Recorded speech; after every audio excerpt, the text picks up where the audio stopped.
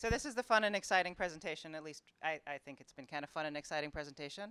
So because I'm not even going to try to pronounce his name correctly because his last name scares me. So Sarkis, as you all know him, is going to be talking about some of the stuff that we've been doing recently around experimental mode games and how we're increasing the safety around those. And he's also going to introduce a new concept to Roblox called game ratings. So please keep in mind that both of these things are still under a fair amount of internal discussion as to how the final thing is going to roll out. So a lot of what is being presented can change, but we'll have some time for Q&A at the end. So write your questions down, keep track of them, and then you'll get to ask Sarkis all the questions. Your turn. All right. Thank you, Victoria. All right. Okay, so RDC 2018. I've been here since the beginning, Roblox Rally in 2011. How many of you were there actually for the rally? Oh, both of you are staff. Both of you were staff. Okay. Well, it was not a developers conference. It was more like a players combination. So I totally get that if you guys were like, we will only come if it's devs. We understand that.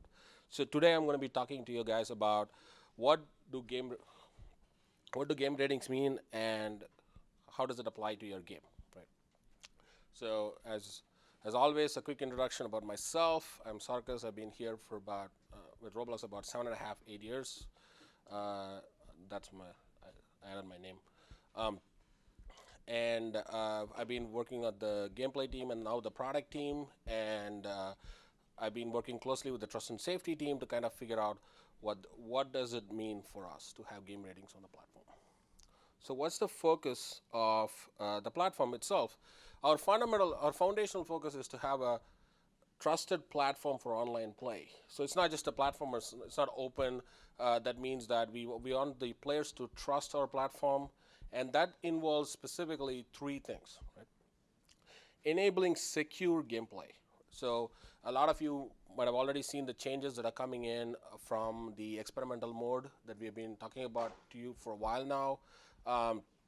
And also facilitating trust and safe communication between players. This is super important to us, and this involves text filtering and other stuff that we have been open about, and you guys know about this as well. And at the end of this is delivering age-appropriate content for the users. So far, Roblox as a platform has not had any content ratings. But as we all grow up, as you guys saw in Dave's keynote, we're all growing together, and as we grow together, we need to start having age-appropriate content on the platform, and this is super important to us.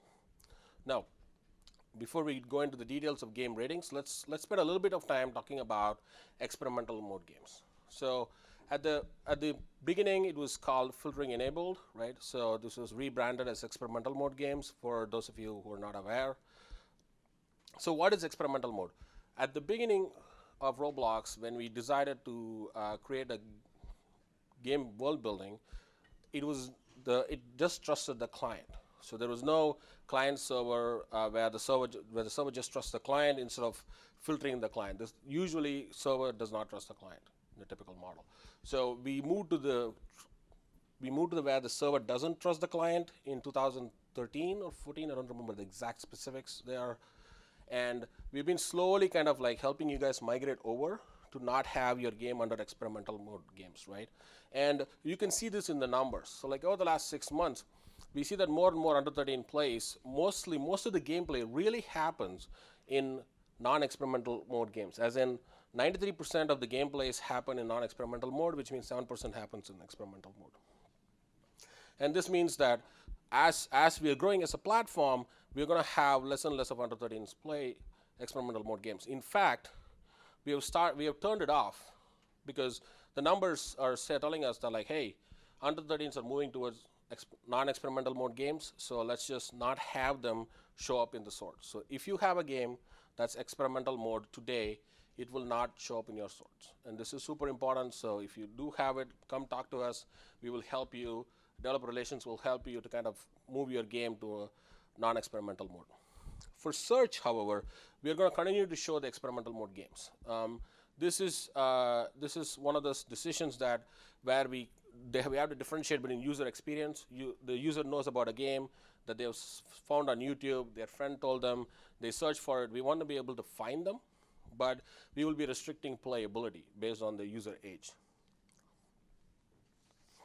Now, as part of this, all the studio templates that you know and love have been all by default filtering enabled, which means they're not experimental mode.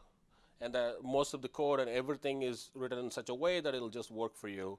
And you can, if you want examples, those examples should be able to help you, along with the documentation, the extensive documentation that we have in the wiki. Last piece is testing in studio. As I've queried, I've talked to a lot of accelerators and incubators, and one of the things they tell me is that I don't use start server, start player. I use play solo, which means that it's really important to us to enable play solo to be replicated. Just to kind of dive into some of the technical details here, so far the client and the server were running the same data model when you're doing play solo. Starting now, it will not be. I believe this feature is live right now in a certain form. We need to improve the user experience drastically here. We need your feedback, so come talk to us. And here you can see that in the video, you are seeing the server view right now, and you can switch back between the client view and the server view within the same window. And it's super fast.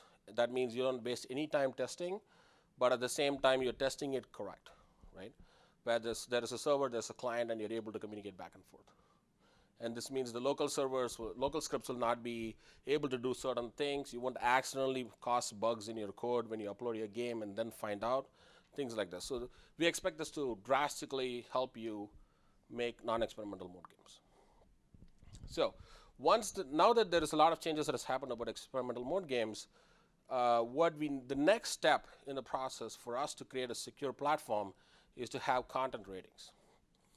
And that means we need to provide age-appropriate content for all audiences. This is what game ratings is about. As Victoria already mentioned, I want to mention this again, is a lot of this thing is still being designed. We erred on the side of being more open and transparent, letting you guys know what we are thinking and some of the directionally where we are going. And at the same time, this is also a forum for you to tell us, like, hey, I'm really concerned about this. What are some of the things? And this is how this will affect me. We really want to hear about this from you guys. This helps to shape the future of Roblox. So, what is the reason game ratings is important? It will stop under 13 users from playing games that are not necessarily appropriate for them, and it also empowers parents with better controls and better privacy access, so that if they don't want their under 13 kids to play games like, I don't want to name any names, but games, let's say there are games where you're screaming and there's blood splattering all over the screen. It's not necessarily the friendliest game. I personally find it extremely interesting, but it's not fun for a parent to watch an under 13 kid play that game. And we want to empower this. Also, at the same time, it gives something to you guys as the developers.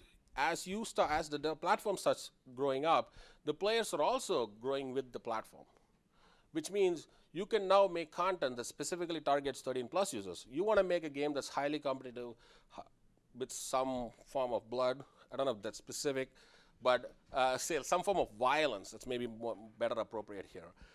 Then it appeals to the 13+ users, and you're not bogged down by the fact that the platform is completely open without content ratings. So this actually helps you kind of target and focus towards those users. So what are the ratings, right?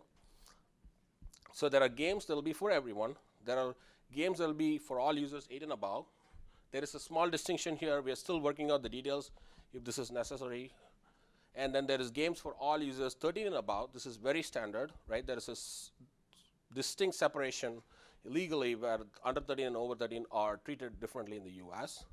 And mature, Remy was pointing this out, sexual content and forms of extreme violence are not necessarily allowed on the platform. Ultimately, Roblox is a family-friendly platform for all ages, and that means that certain forms of content are simply not welcome. And I think like a certain amount of the moderation policies already enforce this to a certain extent. You make a game, like Remy was talking about drugs. If you make a game about drugs, you're already getting that feedback. This will just make it very clear to you that like this is the type of game where we don't necessarily want inappropriate drug-based games on the platform, and this is important to us. And there's a last state, that's called the game is not rated yet, right? Because when we introduce ratings, pretty much every game will go into the unrated bucket, and it'll be up to you. It'll be up to the developers to set the rating. So, what are the unrated games? Games where you guys haven't set the rating yet. That's the foundational reason for a game not being rated. And as part of the rating system, we are going to have a community vetting process, and that means the community hasn't vetted the rating yet. And experimental mode games cannot be rated. It'll forever remain in the unrated category, which means all the more reason for you to not have experimental mode games.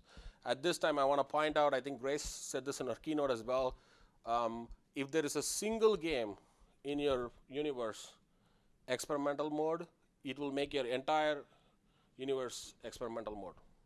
This is super important. We know that there are some complications around create place API, and you're kind of like unable to do this. We will work you through the transition and make sure that you can get out of that scenario. We also found that 40% of the top games that are experimental mode are experimental mode because accidentally one of the places in the universe is experimental mode. We are going to work with those devs to fix those problems as well.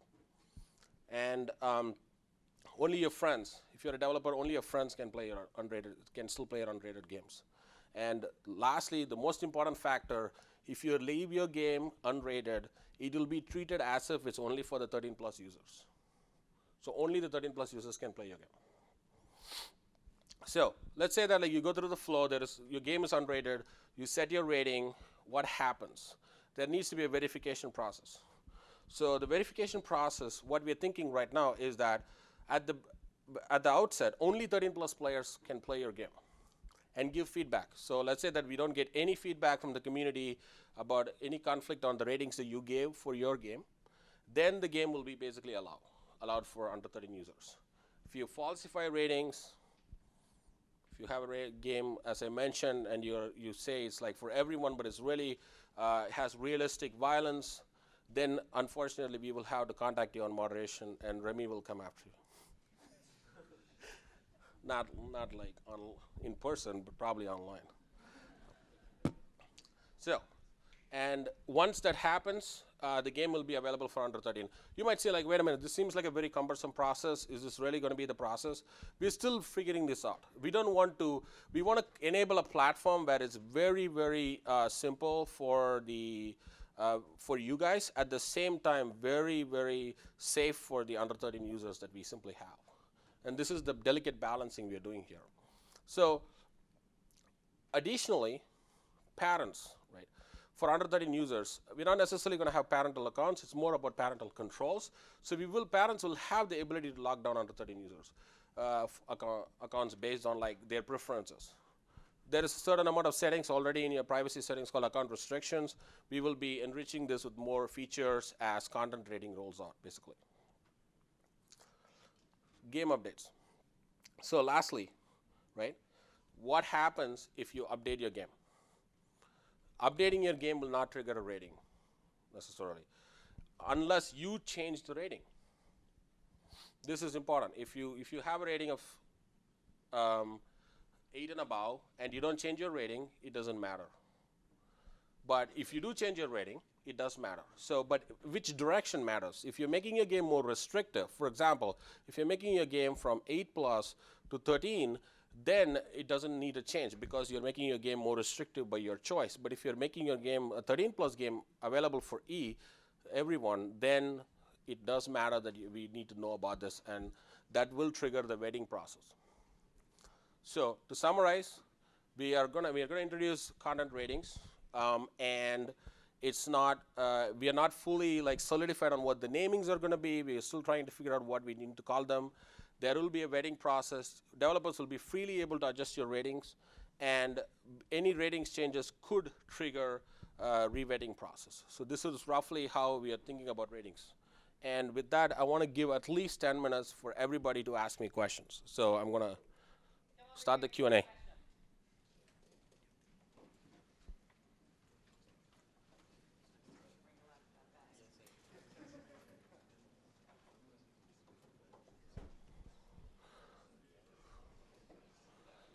Go ahead.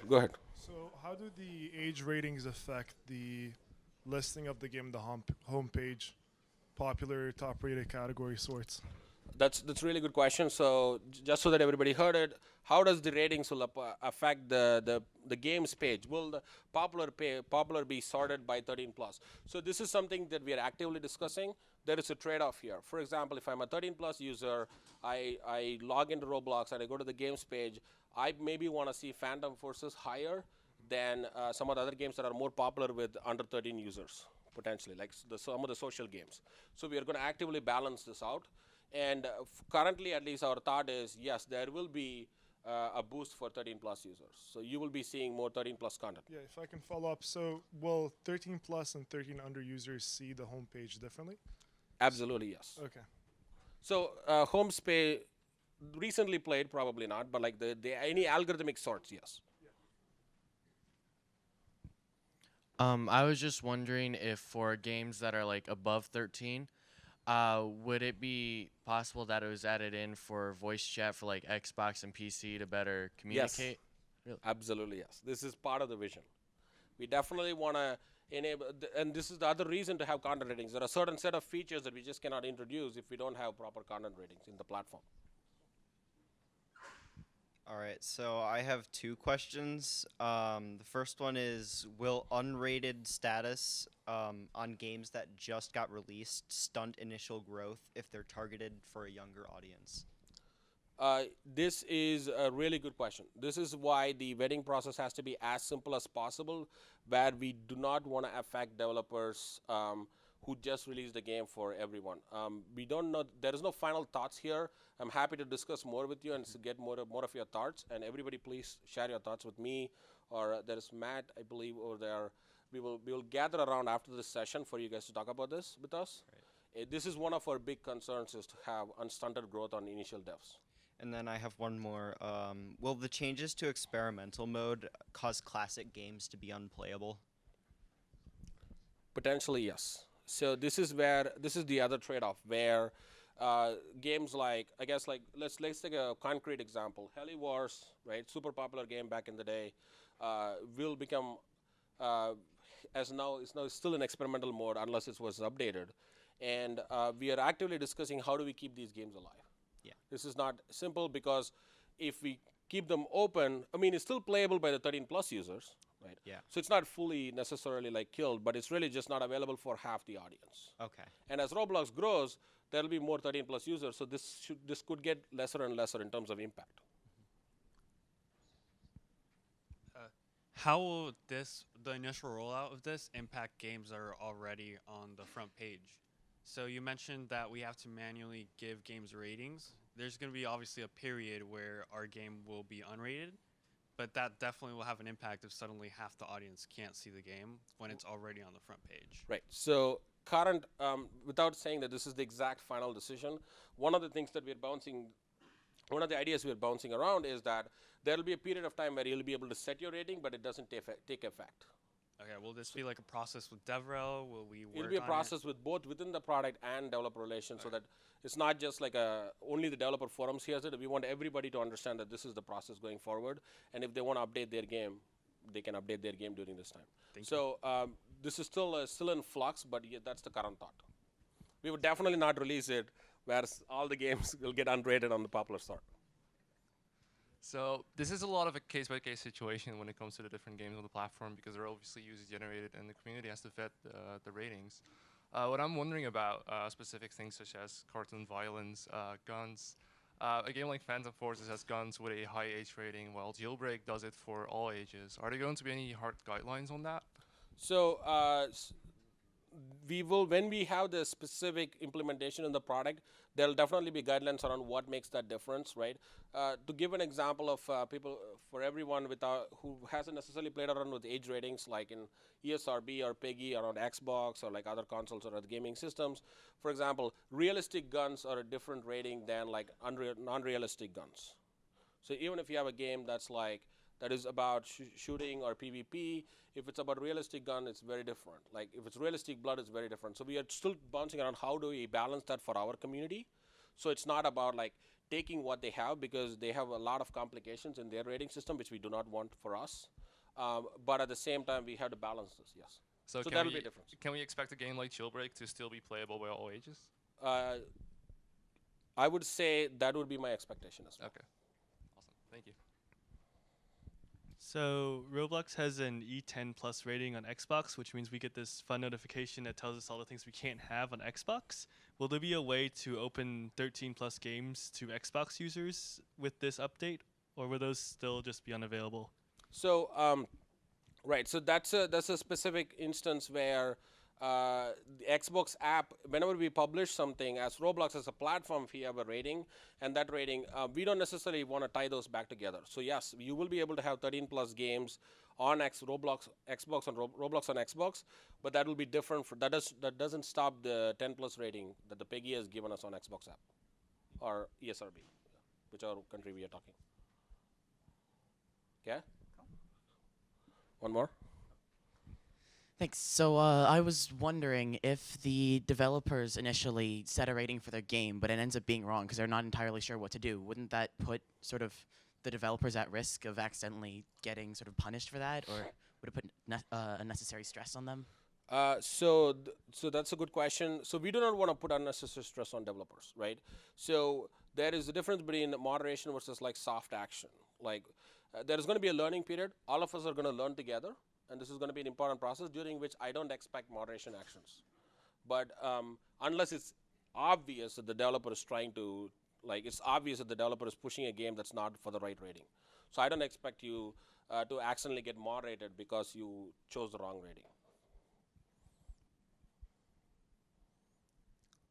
Hi, I'm Master of the Elements, and I was wondering how will this how will we avoid like killing more like older oriented people, like game developers, because we could lose a lot of our audience really quickly by having it 13 plus, which means that more and more people will aim like social games, which means even less older audience will want to make games and play games. So I'm going to reframe the question a little bit, right? The reframing of the question would be, I'm making a game for 13 plus users. Right now, both under 13 and 13 plus users are able to play my game. With ratings, only 13 plus users will be able to play my game, right?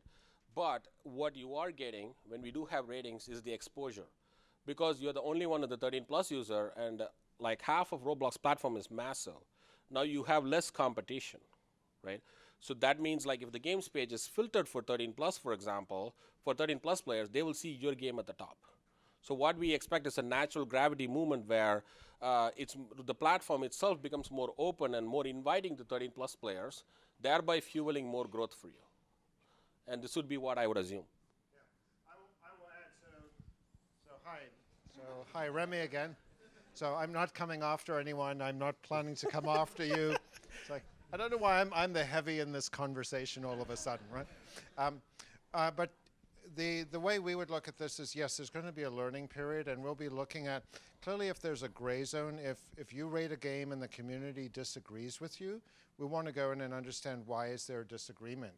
Was this, just we're at sort of PG versus PG-13 type thing, or G versus PG, or is this a extremely mature graphic game that you try to brand as a G? Those are very different scenarios. The other side of it, though, think about this, is if you can make games that are 13 plus, a lot of things that we moderate for today, remember we had the whole conversation about all the stuff we're looking for and we want to moderate to keep it safe for a 7-year-old. Well, in a 13 plus game, you're going to have more latitude to introduce game elements which we wouldn't allow for a 17-year-old or 7-year-old, but would for a 17. So it actually gives you more scope to make games which today we wouldn't let you make. So think about that too. It opens you up for more opportunity. Correct. So just one last thing to add. For example, in the keynote, Christian talked about Fortnite is the most popular game. What we expect is Fortnite on Roblox. And for that, we need voice chat. For that, we need a lot of those other features. And that will really appeal to 13 plus users.